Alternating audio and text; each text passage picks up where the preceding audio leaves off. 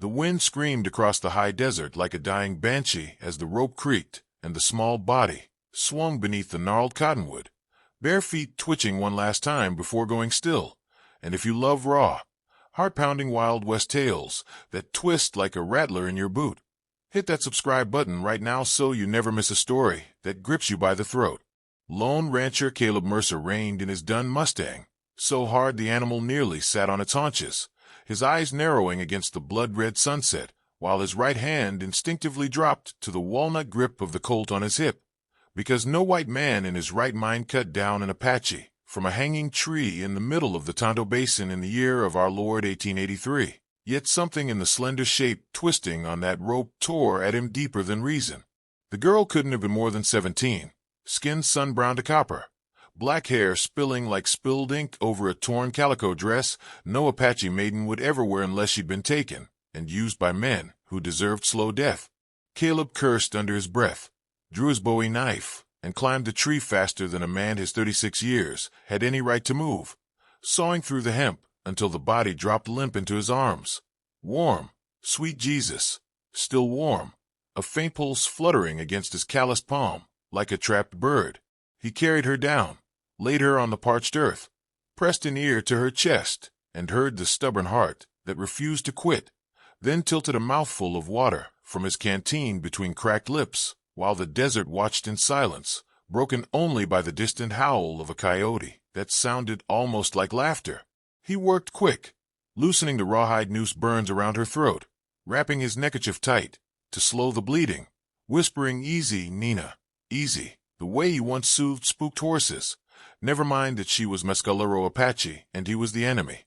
Her eyelids fluttered, long lashes lifting to reveal eyes black and bright as polished obsidian, and for one impossible moment he thought she smiled.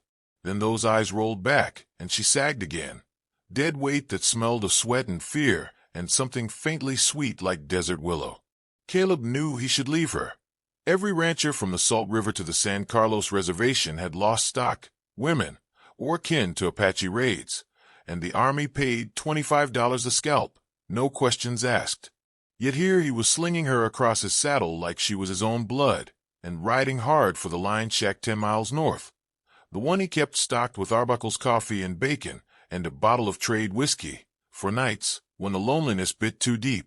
The whole way he felt eyes on his back, the prickling certainty that unseen riders ghosted along the ridges, but whenever he turned there was nothing except heat shimmers and the bones of the land. Night fell purple and sudden as a knife slash.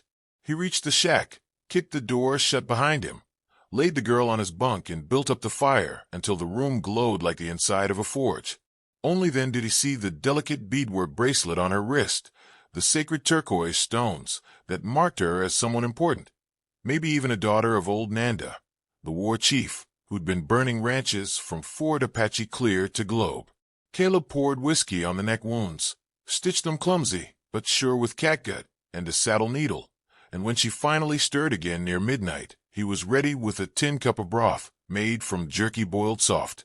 She stared at him across the flickering light, hatred and confusion warring in her face, then spoke in Spanish so pure it cut him to the bone. "You should have let me die, Blanco. Now you will die slower." Caleb felt the hairs rise on his neck, but kept his voice steady.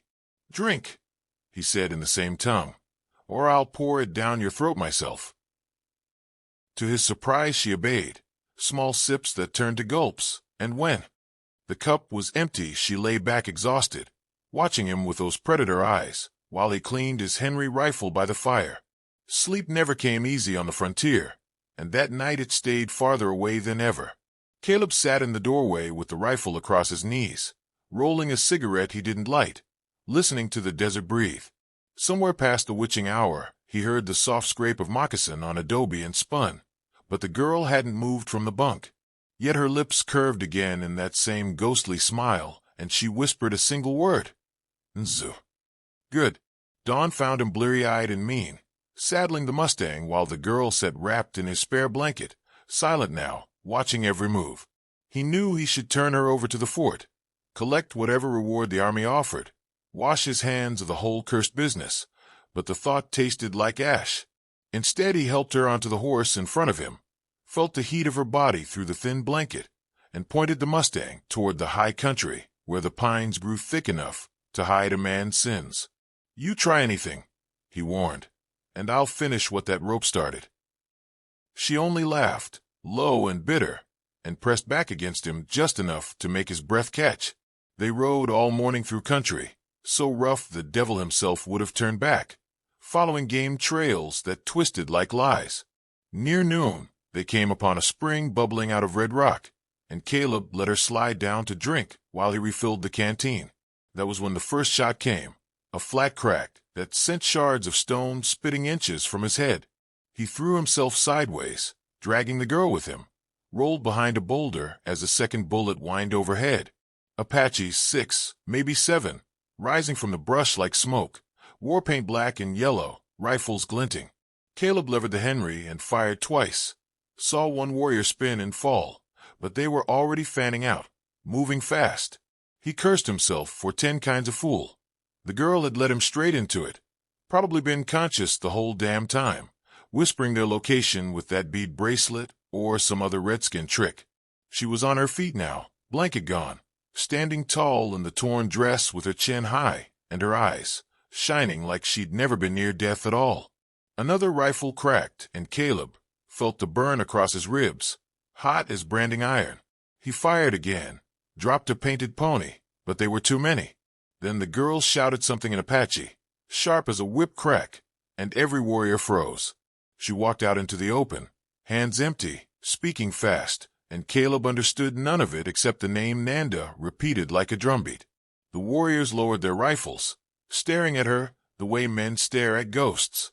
One of them, a tall buck with a cavalry jacket over his breechclout, stepped forward and cut the air with his hand, and just like that the shooting stopped. Caleb kept the Henry ready, blood soaking his shirt, waiting for the arrow or the bullet that would end it.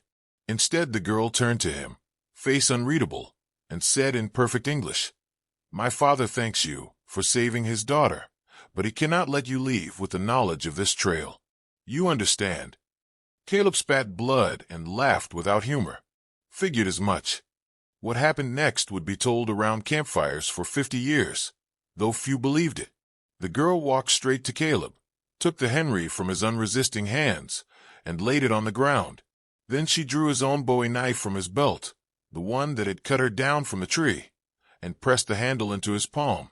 "One chance," she said softly. "Fight the man who hung me, or die here with the buzzards." From the ranks of warriors stepped a white man, or what was left of one, scalp-shaved Apache style, wearing a deputy's badge pinned to a blood-crusted vest. Caleb knew the face. Silas Crow, a renegade who'd been selling rifles to both sides and taking Apache girls for sport, the same bastard who'd strung her up for fun after she knifed one of his men. Crow grinned with broken teeth and drew a skinning knife long as a forearm.